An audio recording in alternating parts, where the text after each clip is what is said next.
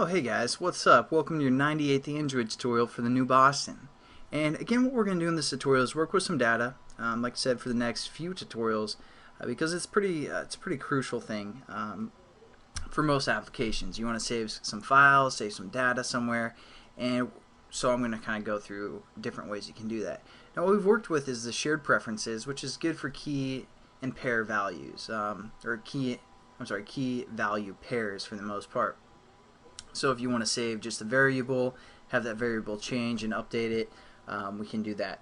Now another way we can save some data or save some files is again internal storage, which is pretty similar to shared preferences, but I just want to show you guys some more stuff that we can do, and this data will be saved internally in the internal storage.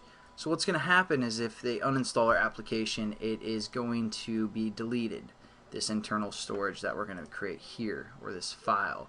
So the first thing that we want to do is we want to set up our class, and don't worry, we don't need to create a new XML layout finally. So we're just going to use the same one that we did from the other class as well. I'm just going to move this up here.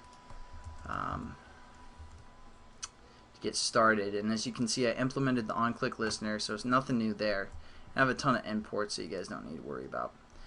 So what we're going to do within our onCreate method, we're going to set our content view to, what was it, r.layout dot, oh man, shared preferences. It's going to be the same layout, same kind of stuff that we worked with when we did shared preferences. So now what we can also do is we can open up our shared preferences class, just save some time, and we can copy this setup variables method here. Actually, let's just kind of copy everything from here, which is our onClick method, which is just a switching case, and our setup variables method. Copy that.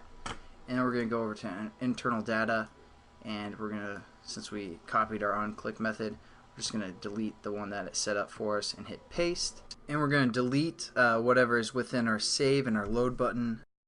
So now that we've copied it, we just need to call this method setup variables within our onCreate method. So it kind of initializes all of our variables there. And we also want to add the references to our edit text and our text view. So we'll do that above our class.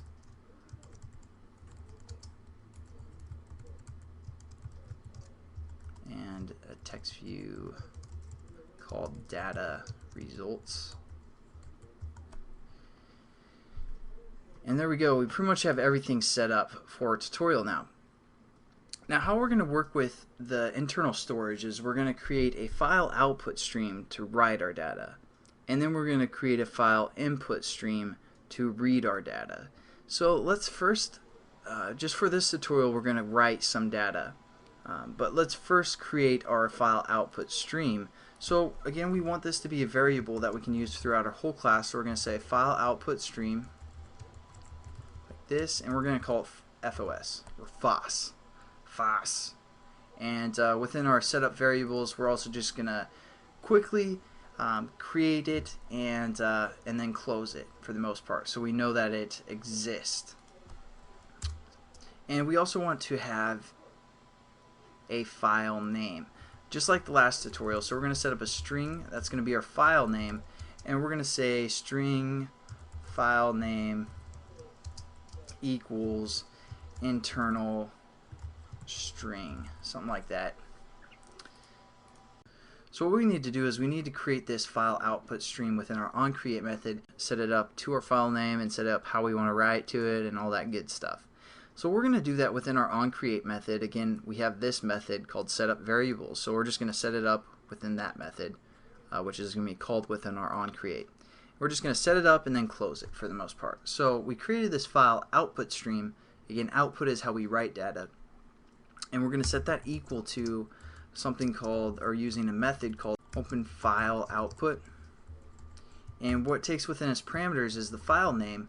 Again, we just set up that variable as our string reference called internal string, and then we also want to say the way that we want to write to it for the most part. So context dot mode private, because we don't want anyone to see this file name. We want to only be able to access it within code for the most part, so we're going to use the default, mode private. It's giving us an error because when we open data, try and write to data, load data, all that good stuff, it's not always, it's one of those sketchy things. We have to surround it with a try and a catch clause, so we can easily just hover over the error and say surround with try and catch clause. So I'm going to click that, and now it's going to catch if a file has not been found, for the most part, exception, and then print it to the stack trace. What we also want to do is, after we create this file output stream, we just want to close it. So anytime we open it, we need to close it. So we're just going to do that quickly, fos.close. And there we go. And again, it's going to say, hey, we are trying to close it. We need to surround this with a try and catch as well. But since it's already within the try bracket, what we're going to do is we're going to say add a catch clause to the surrounding try. And as you can see, once we click that, it adds this input-output exception. So we have two things within our try bracket and two exceptions that it can catch. Again, file not found and the file exception, or input-output exception. So again, it just prints it to the stack trace. And that's pretty much it for this tutorial. We didn't write anything. We basically just created our file output stream using the reference of our file name, saying we want to write to it privately, and then we close it within our onCreate method. So in the next tutorial, I'll show you guys how to actually write to this stream, and it's going to be pretty simple for the most part. And I'll catch you then. Have a good one.